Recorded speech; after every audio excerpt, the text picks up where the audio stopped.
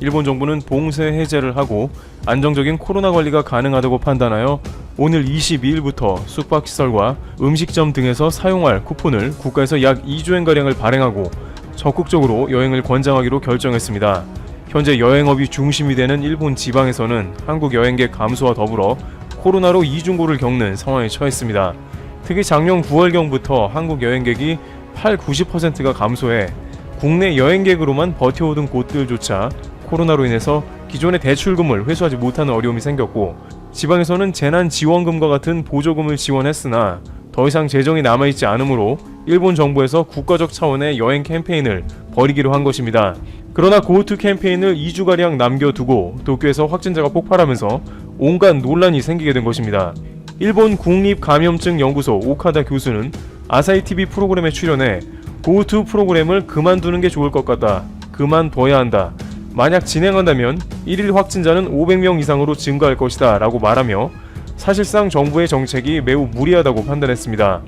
아직 집단 감염이나 지역 감염을 효과적으로 통제하지 못하는 상태이고 장마철이라서 각종 전염병이 훨씬 퍼지기 쉬울 수 있다는 이유도 곁들었습니다.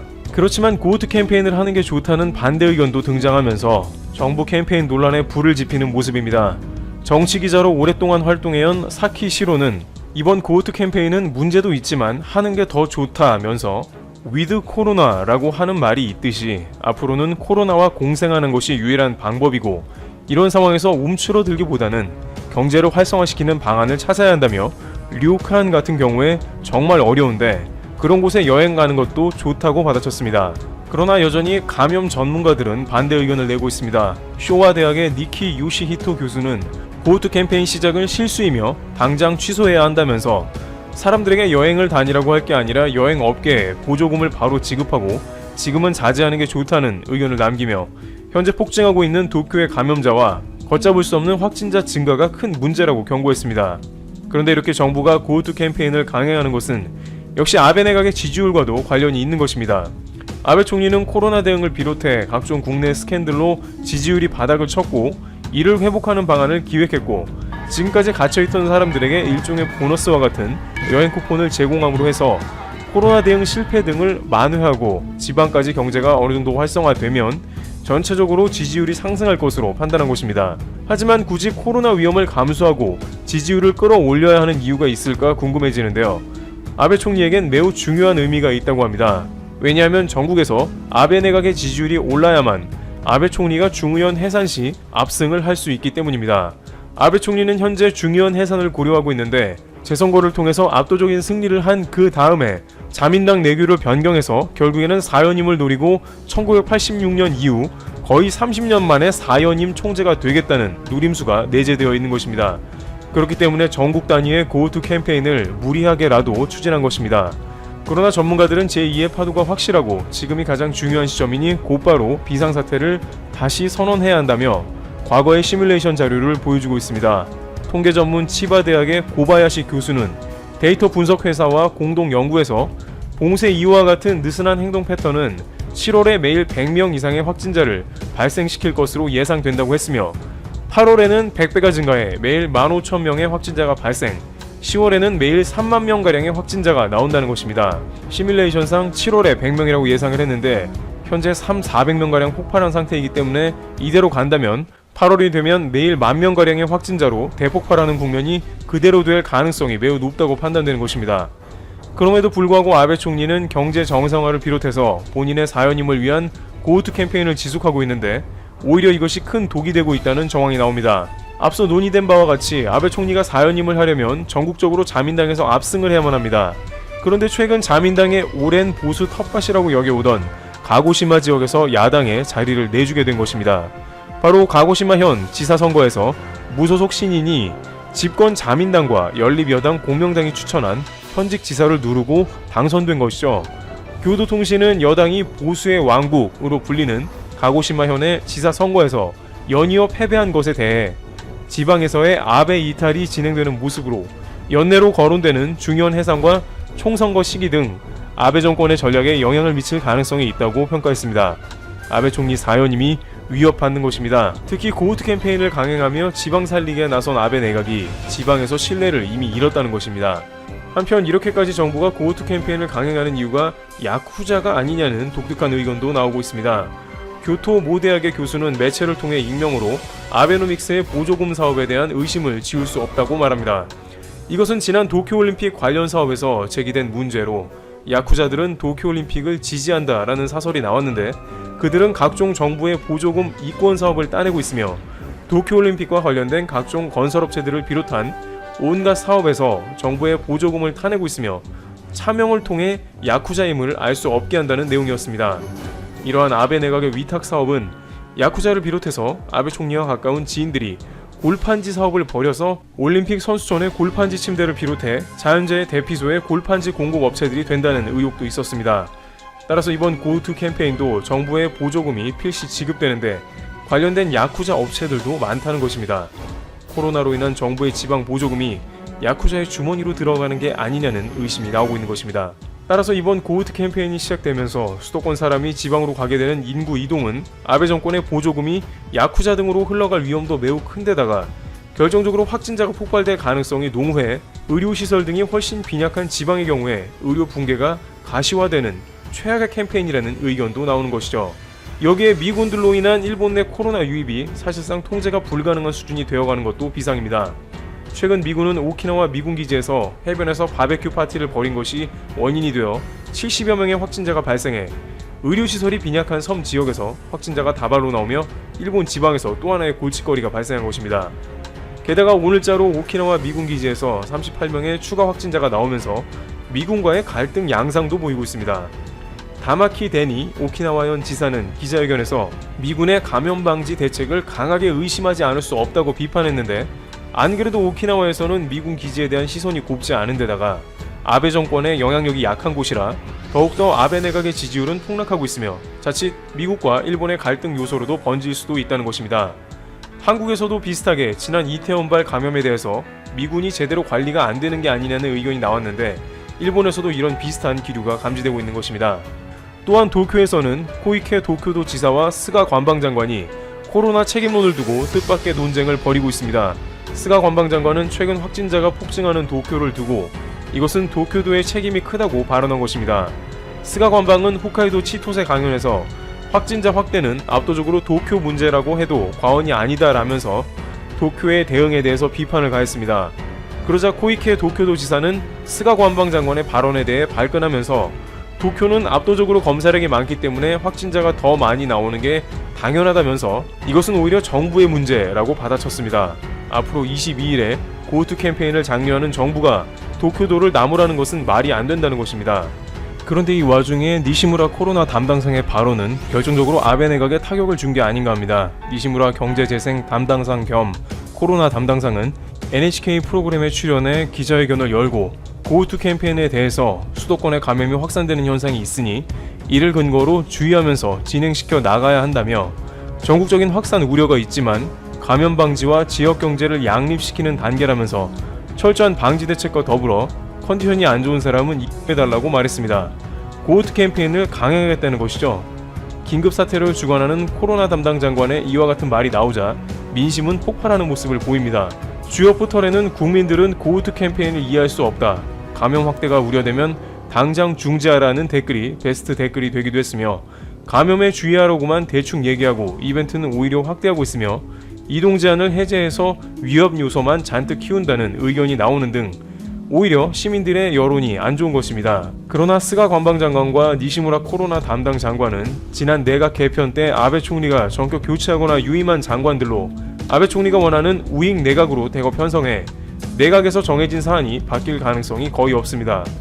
결국 아베 정권의 사연임을 도모하고 지지율을 올리기 위한 장치 중 하나였던 고우투 캠페인은 시작하기도 전에 확진자가 폭발하면서 정치인들의 논쟁 싸움으로 바뀌고 지방에서는 자민당은 패배하는 모습까지 나온 것입니다. 코이케 지사가 도쿄도 지사에 다시 당선된 것은 코로나 대책에 적극적이었고 마스크 착용을 강조해 국민 안전은 챙겼다는 평가 가운데 지지율이 높아 당선되었지만 아베 정권에서는 당장 경제 살리기에 치중하여 국민의 안전은 뒷전이 되었다는 불만이 터져나오며 오히려 지지율이 더 내려갈 수도 있다는 말이 나옵니다.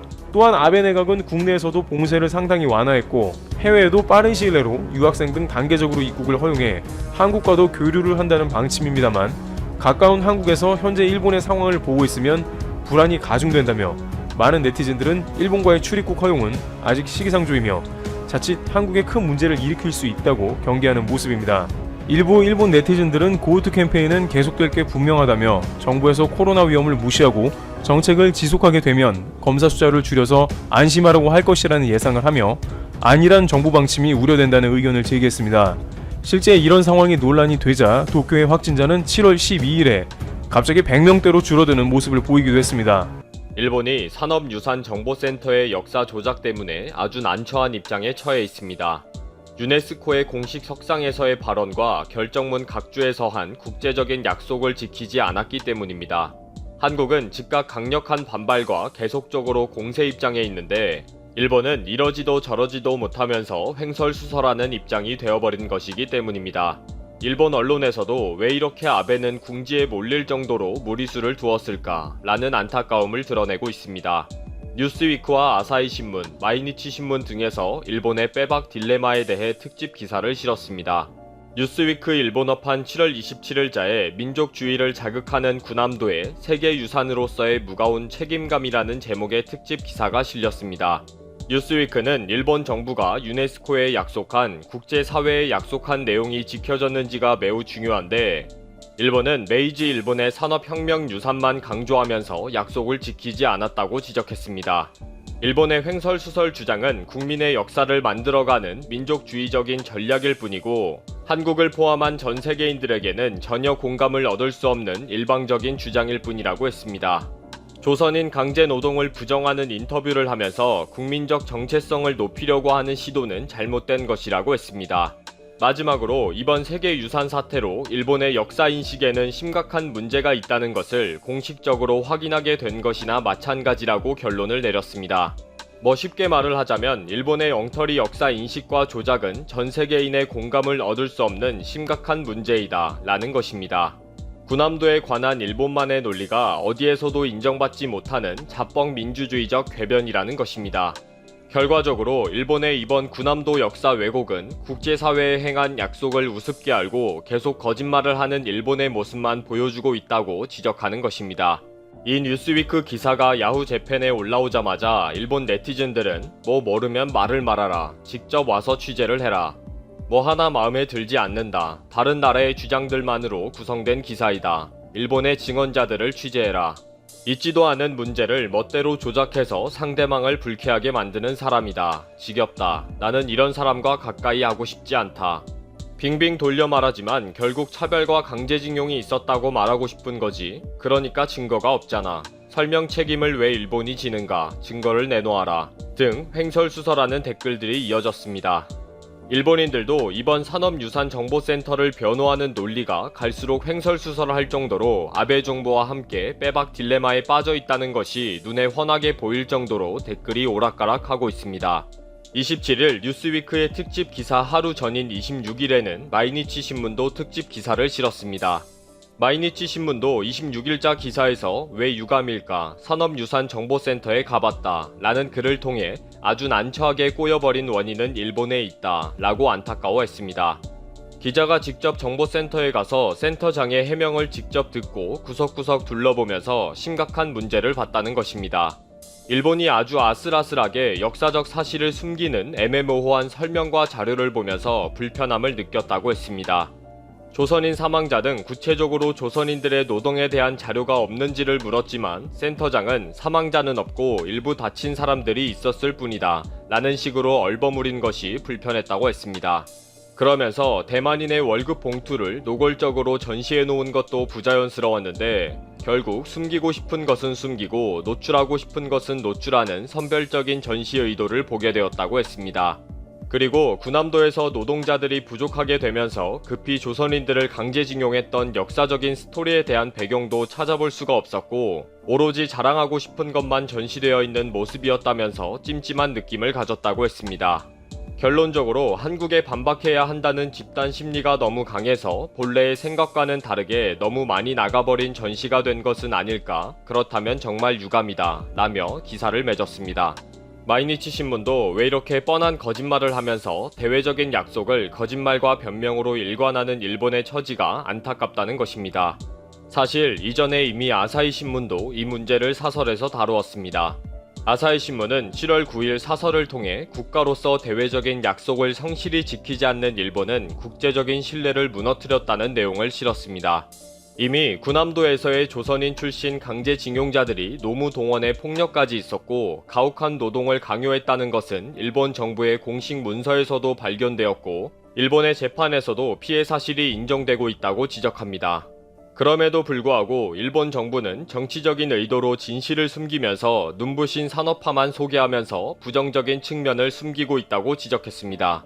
7월 9일 아사히 신문의 사설에 대해 극우 언론들은 가토 고코 센터장과의 인터뷰 형식을 통해 주민들의 증언은 조선인들을 차별하지 않았다고 한다. 대만인은 월급을 잘 받고 대우가 좋았다고 한다 등을 앵무새처럼 전달하고 있습니다. 그만큼 일본은 애초부터 잘못 끼워진 단추인데도 불구하고 다시 전시 내용을 수정할 수도 없다 보니 계속 거짓말과 변명과 궤변으로 일관하게 되는 것입니다. 이렇게 일본이 복잡한 상황에 처하게 된 것은 한국의 강력한 반발과 유네스코의 원칙 때문입니다. 일본은 산업유산 23개곳 중에 조선인들이 대규모로 강제동원되어 노동에 혹사된 7개 곳에 대해 조선인 강제노동 희생자를 기리기 위한 조치를 약속했습니다. 등록 심사 당시에 일본 정부 대표는 세계유산위원회 위원국을 상대로 한 발언에서 일본은 1940년대에 일부 시설에서 수많은 한국인과 여타 국민이 의사에 반해 동원돼 가혹한 조건하에 노역을 당했다고 밝혔습니다. 이에 유네스코 세계유산위원회는 등재 결정문에서 각주를 통해 세계유산위원회는 일본의 발표를 주목한다고 명시했습니다. 이렇게 일본 정부는 공식 발언과 등재 결정문 주석을 통해 조선인 강제 노역이 있었다는 사실을 인정하고 희생자를 기리는 조치를 유네스코에 약속했습니다. 그러면서 일본 정부는 2017년 12월 1일까지 세계유산센터에 경과 보고서를 제출하기로 했고 2018년 열리는 42차 세계유산위원회는 이 경과 보고서를 검토하겠다고 했습니다.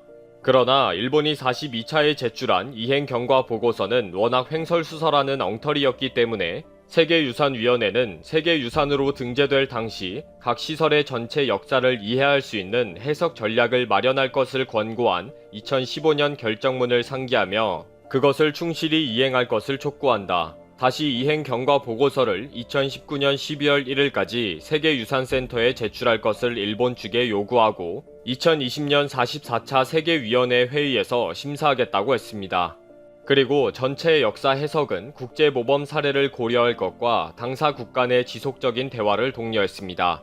여기에서 전체 역사라 함은 징용 희생자를 포함한 어두운 역사도 소개하라는 것이며 분명히 일본도 그렇게 하겠다고 공식적으로 약속을 했기 때문에 반드시 지키라는 것입니다. 등재 취소는 세계유산위원회 위원국 3분의 2 이상의 찬성이 필요합니다. 실제로 세계유산에 등재되었다가 취소된 사례는 2007년 오만 아라비안 오릭스 보호구역과 2009년 독일 드레스덴 엘베 계곡 등 두 곳입니다. 올해 열리기로 한 44차 세계유산위원회는 C19 사태로 연기가 되어서 아직 일정이 정해지지 않았습니다.